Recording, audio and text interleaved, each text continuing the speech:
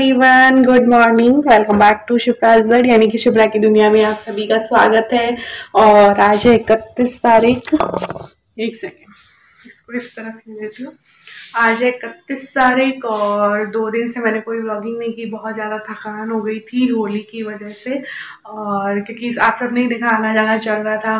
कल भी मैं गई थी भैया दूज मम्मी के घर, बट मैंने वहाँ कोई व्लॉगिंग नहीं की, बस फैमिली के साथ टाइम बिताया। क्योंकि जब फैमिली के साथ होते हैं तो व्लॉगिंग वगैरह करने का मन नहीं होता। और आज सिस्टर निकल चुकी है जयपुर के लिए, अर्ली मॉर्निंग निकल गई थी सिस्टर और जीजा जी।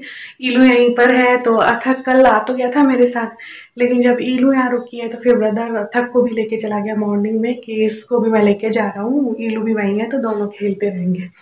तो अथक अपनी नानी के घर पे ही है 3-4 दिन से पिछले। और अभी जो है मैं बैंगन का भरता बना रही हूँ। जैसा कि आपने देखा ये किचन में बैंगन मैंने भूनने रख दिए थे और आटा भी मैंने लगा लिया है। 10:30 का टाइम हो चुका है और आज सफाई में बहुत ज़्यादा मुझे टाइम लग गया, क्योंकि कल बहुत ज़्यादा धूल भरी हवाएं चल रही थी। तो पहले साफ़ सफाइयाँ की और आज नहाई भी थोड़ा लेट हूँ क्योंकि बहुत ज़्यादा धूल मिट्टी हो रही थी। तो सफाई करने के बाद अभी नहा भी ली हूँ और अब बस फुलके सेकने और भरता बनाना है, फटाफट से वो काम करूँगी।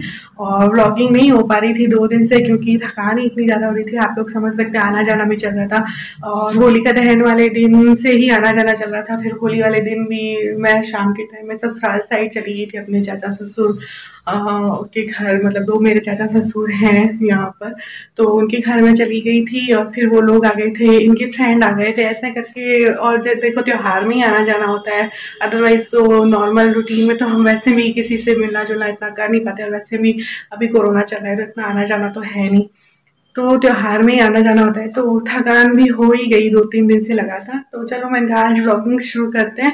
तो चलिए व्लॉग में बने रहिएगा और थोड़ी देर में मिलती हूँ आप लोगों से। और यहाँ पर सारे कामों से मैं फ्री हो चुकी थी, किचन के सारे ही काम मेरे हो चुके थे, खाना वगैरह हमारा हो चुका था। तो यहाँ पर मैं पहना रही हूँ अपने गणगौर ईसर जी और जो भैया जी है ना उनको उनकी ड्रेसेस पहना रही हूँ। और ये ड्रेसेस हमने लॉकडाउन के दौरान लास्ट ईयर बनाई थी, मैंने और जागृति ने मिलकर बनाई थी। जैसा कि जो लोग राजस्थान के उनको पता होगा कि गणगौर का जो त्यौहार है वो आने वाला है और होली के अगले दिन से ही गणगौर की पूजा शुरू हो जाती है। तो मैं यहाँ पर बस वही 16 श्रृंगार करूँगी अपनी गणगौर की, क्योंकि 1 साल से मैं वेट कर रही थी। पिछले साल जो है मैं अपनी गणगौर की पूजा नहीं कर पाई थी।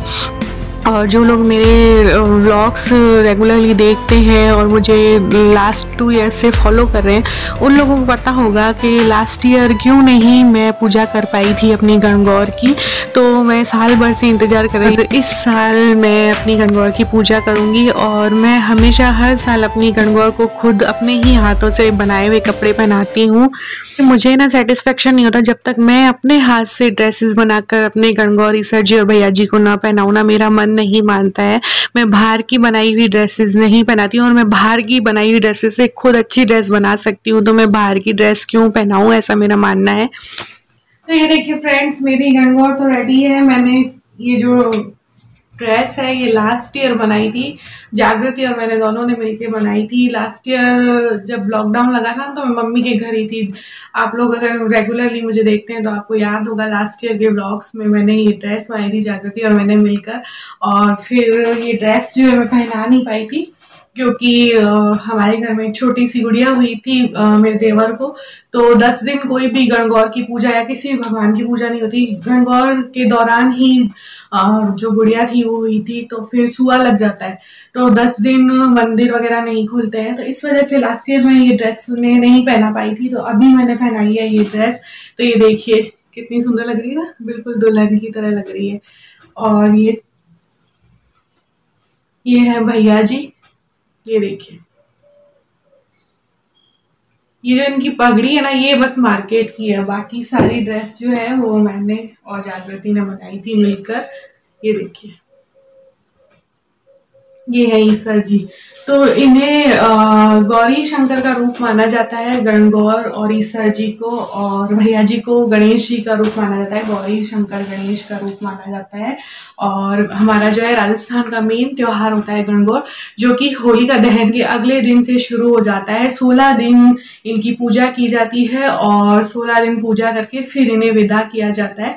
तो मैंने इसी वजह से अभी रेडी किया। 2 दिन तो मुझे टाइम नहीं मिल पाया क्योंकि त्योहार था, तो मैं गणगौर को निकाल नहीं पाई। आज फाइनली मैंने इनको निकाला और इनको सजाया है, क्योंकि कपड़े तो मैंने ऑलरेडी बना ही रखे थे लास्ट ईयर। तो ये मेरी रेडी हो चुकी हैं और अब मैं करूँगी इवनिंग के सारे काम।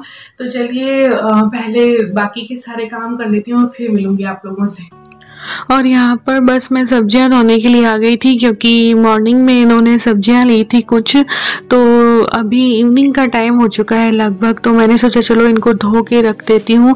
और आलू को मैंने नहीं धोया है, आलू को मैं ये जो सब्जी वाला जो स्टैंड है उसमें रख दूँगी और 1 से 2 दिन के बाद ही यूज़ करूँगी। ये जो नए आलू लिए हैं ना, और जो ऊपर रखे हैं वो पहले के आलू हैं, तो पहले ये यूज़ करूँगी उसके बाद ही यूज़ करूँगी, तो इन्हें धोने की ज़रूरत भी नहीं पड़ेगी। 1 से 2 दिन के बाद सब्जियों में कोई भी कीटाणु नहीं रहता है। गुड इवनिंग फ्रेंड्स, और अभी 8 सवा 8 का टाइम हो चुका है और शाम को बस मैंने थोड़े बहुत घर के काम किए, उसके बाद व्लॉगिंग नहीं की थी, तो मैंने कहा चलो व्लॉग को कंटिन्यू करते हैं।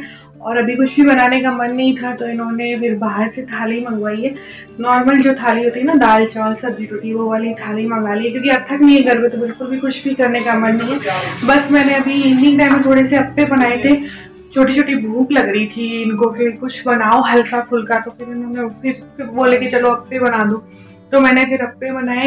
और फिर अगरबत्ती वगैरह की, ज़्यादा कुछ नहीं किया। तो वो रे मेरे ठाकुर जी, गणेश जी, गौरी सर जी, भैया जी के दर्शन आपने कर ही लिए हैं आज। तो बस अभी जो थाली आएगी वो मैं आपको दिखाती हूँ। डीलक्स थाली मंगवाई है, उसमें क्या क्या आता है देखते हैं, और मात्र 100 रुपीज़ की है। अभी आपको दिखाती हूँ उसमें क्या क्या आया है। तो ये रही फ्रेंड्स वो डीलक्स थाली जो हम लोगों ने मंगवाई थी। तो उसमें क्या क्या आया वो मैं अभी आपको दिखाती हूँ। देखिए, इसमें आई है आलू गोभी मटर की सब्जी है, काफ़ी टेस्टी था खाना, मैं वॉइस ओवर बाद में कर रही हूँ। दाल है और पनीर की एक सब्जी आई थी, साथ ही रोटियाँ आई थी, 5 रोटियाँ आई थी, जिसमें मिस्सी रोटी भी थी, नॉर्मल रोटी भी थी और चावल थे। तो 2 लोगों के लिए काफ़ी सफिशिएंट था खाना जितना भी था। और उसके बाद खाना वगैरह खाने के बाद ना, किचन के सारे काम निपटाने के बाद मैं यहाँ पे लगा रही हूँ मेहंदी, क्योंकि कल मेरा फास्ट है, आज चौथ का फास्ट है कल मेरा। तो मैं हल्की फुल्की बस थोड़ी सी ही मेहंदी लगा रही हूँ, ज़्यादा नहीं लगा रही हूँ, क्योंकि कोई भी फास्ट होता है ना तो सुहागन स्त्री को हमेशा मेहंदी लगानी चाहिए, क्योंकि मेहंदी जो है 16 श्रृंगार में आती है, तो फिर वो मेहंदी लगानी ज़रूरी होती है। तो मैं रात को बैठ के मेहंदी लगा रही थी, तो हल्की फुल्की मेहंदी लगाई है। और इस व्लॉग को मैं यहीं पर एंड कर रही हूँ फ्रेंड्स। व्लॉग कैसा लगा मुझे कमेंट्स के जरिए ज़रूर बताइएगा। मिलेंगे फिर किसी अच्छे से व्लॉग या वीडियो के साथ, तब तक के लिए bye bye, take care, good night.